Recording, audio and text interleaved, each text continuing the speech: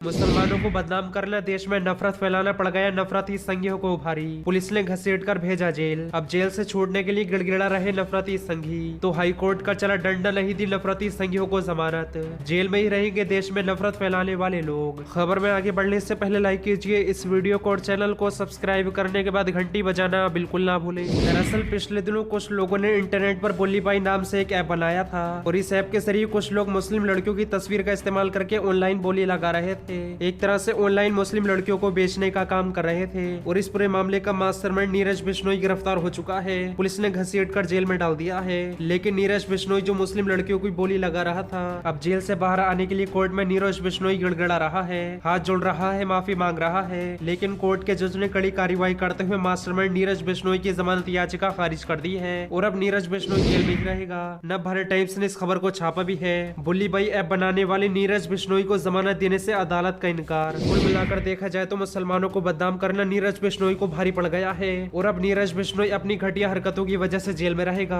हालांकि कोर्ट के अंदर नीरज बिश्नोई जमानत की भीख मांग रहा था, लेकिन जजों ने जमानत देने से इनकार कर दिया। इसके अलावा जितेंद्र नारायण त्यागी उर्फ वसीम रिजवी मुसलमानों के खिलाफ भड़काऊ बयान देने के मामले में गिरफ्तार हो चुका है और गिरफ्तारी के बाद जितेंद्र नारायण त्यागी को कोर्ट में पेश किया जाता है। लेकिन कोर्ट के जज भी जितेंद्र नारायण त्यागी को 14 दिन के लिए जेल में डाल देते हैं। जेल जाने के बाद जितेंद्र नारायण त्यागी भी जेल से बाहर आने के लिए बिल मिला रहा है, तिल मिला रहा है। हालांकि जितेंद्र त्यागी की रिहाई के लिए नरसिंह सरस्वती भी धरना दे रहा है, लेकिन इस समय जज एक्शन के मूड में है और ऐसे में देखा जाए तो नीरज बिश्नोई और जितेंद्र त्यागी जेल में ही रहेंगे, क्योंकि लोग समाज में जहर घोल रहे थे। बढ़ते हैं अगली खबर की तरफ, जहां चंद्रशेखर आजाद का दावा, समाजवादी पार्टी के साथ कोई गठबंधन नहीं, अखिलेश यादव को दलितों का समर्थन नहीं चाहिए। आजाद समाज पार्टी के संस्थापक चंद्रशेखर आजाद ने ऐलान किया है कि उत्तर प्रदेश के विधानसभा चुनावों में समाजवादी पार्टी के साथ उनकी पार्टी का कोई गठबंधन नहीं होगा। उन्होंने लखनऊ में एक प्रेस कॉन्फ्रेंस को संबोधित करते हुए समाजवादी पार्टी प्रमुख अखिलेश यादव पर जोरदार हमला बोला और उन्होंने आरोप लगाया कि उन्होंने बहुजन समाज का अपमान किया है। प्रेस कॉन्फ्रेंस में चंद्रशेखर आजाद ने कहा कि अखिलेश यादव दलितों को